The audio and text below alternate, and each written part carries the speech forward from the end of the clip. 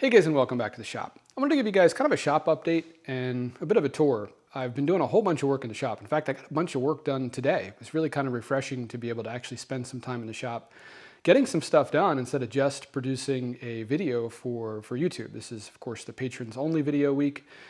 And what you see here on my truck is the workbench, or the remains of the workbench that used to be over here. It used to occupy this whole area here underneath the stairs and then ran over to, I guess, kind of about like here.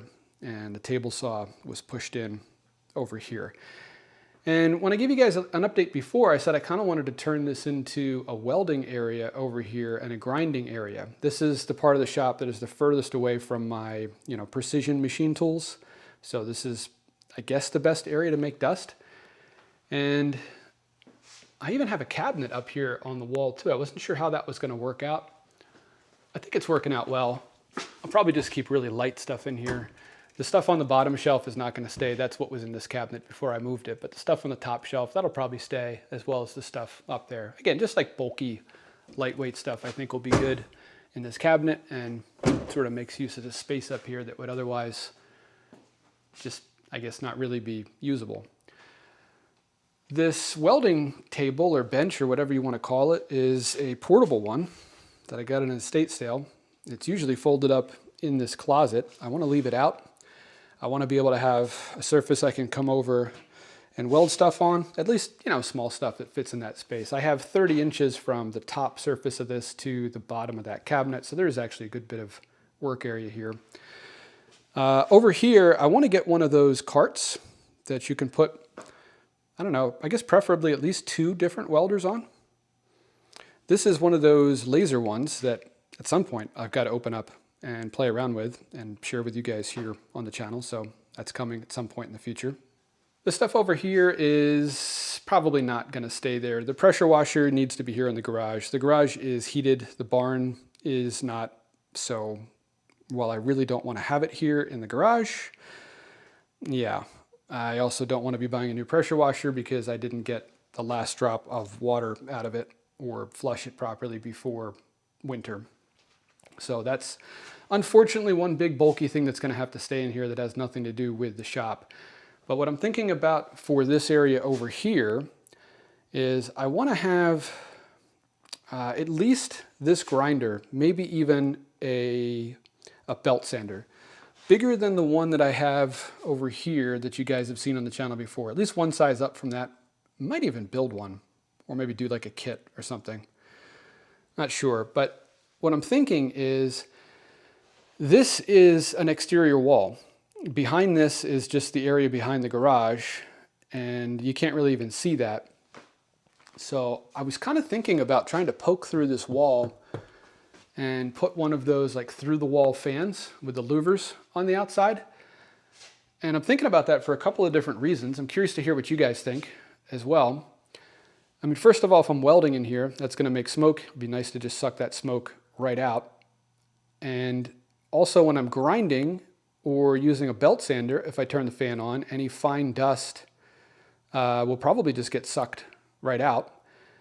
And also, sometimes I'll be doing something in the garage that will sort of make it, smoky in here. Like for example, if I bring my tractor in to lift something, or if I'm even working on the tractor, it smells like diesel exhaust in here for probably 3 hours afterwards.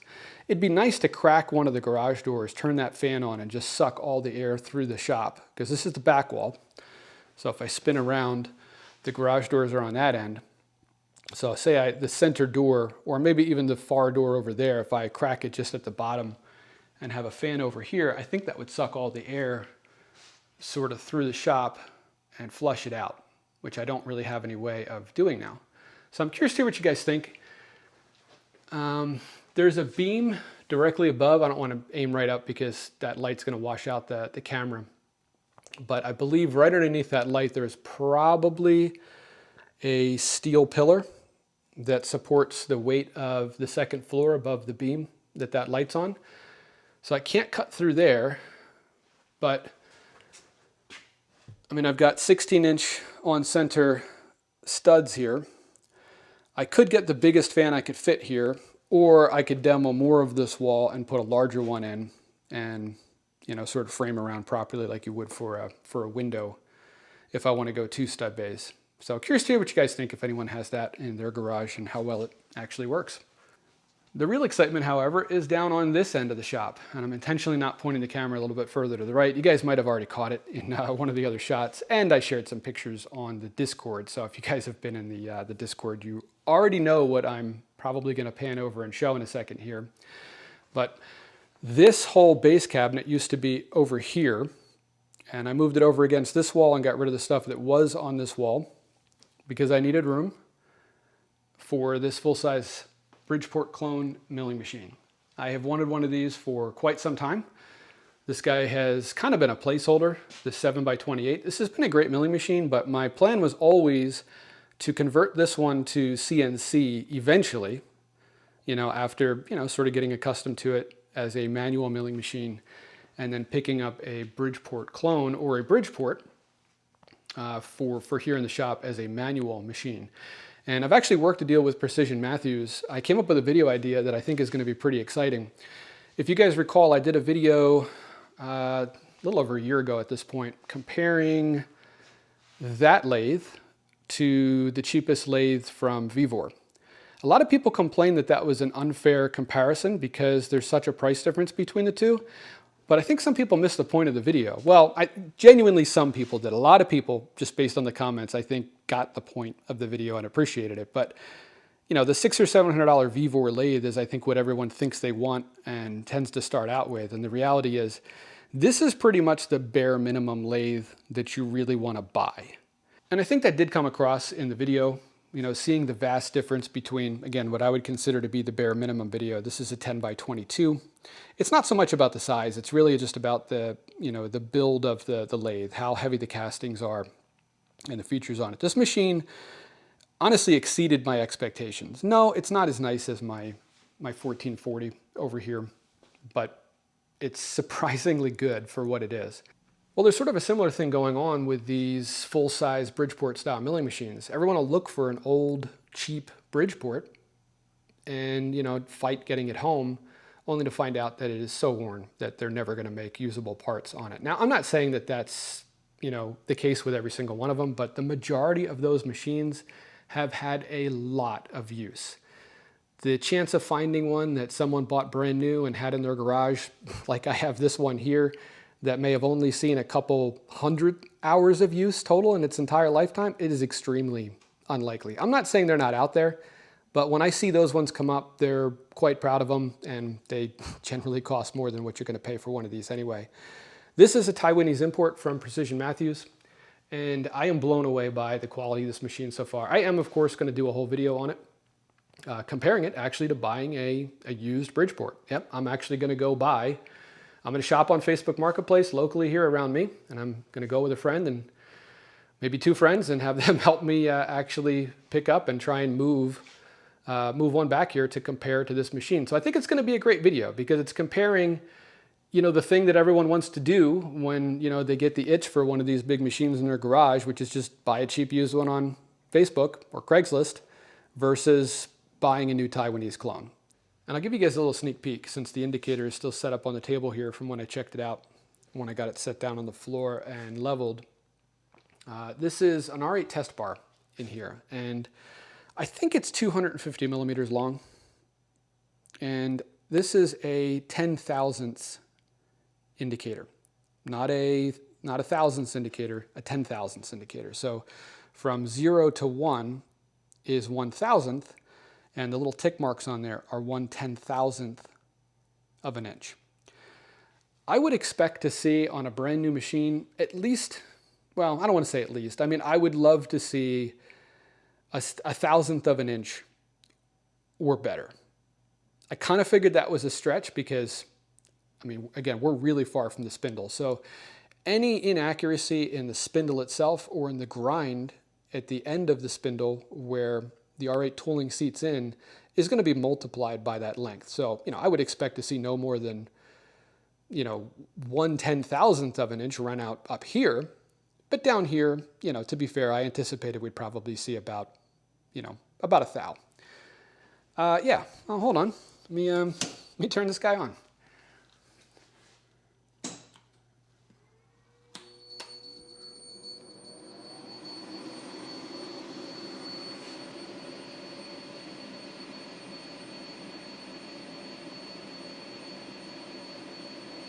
Yeah, what is that, about 1/10,000th of an inch? It's literally 10 times better than I anticipated. I can't believe, actually, that there's only 1/10,000th of an inch of run out. That far down from the spindle. So I am curious to see how a used Bridgeport compares to that. I don't know. Maybe I'm going to eat these words. Maybe the used Bridgeport's going to have the same run out on the same distance from the test bar. But I think it's going to be a good video. And we're going to do a bunch of other stuff as well. Obviously, we'll check how accurate the table movement is. I bought a real nice fly cutting kit, actually US made. In fact, let me grab it. So this is the fly cutter superset from Suburban Tool, not sponsored or anything. I paid full price for this. But this will let us do fly cutting on some pretty large surfaces. And I'm curious what kind of results we can get, both from a surface finish perspective and accuracy of the surfaces. And we'll run this on both this Taiwanese import machine as well as the used Bridgeport. Notice this says 3-phase 220 volt. The input of this is actually not 3-phase, it's just 240 volt single phase. That's what this cord here is. But this is driven by a VFD. And it's actually a Hitachi WJ200 as well, which is pretty industry standard for high quality machinery. So let me know if you guys have any ideas for that video coming out. Oh, and I guess I didn't show you over here. I don't know if the stuff is going to stay where it is for now. The Carvera Air there, that'll probably stay there. I think the bandsaw will stay there. That's probably not going to stay there. If we do CNC convert this, it's got to go someplace else. And I hate to give up the additional shop space for it, but I may end up putting it on something like this table here.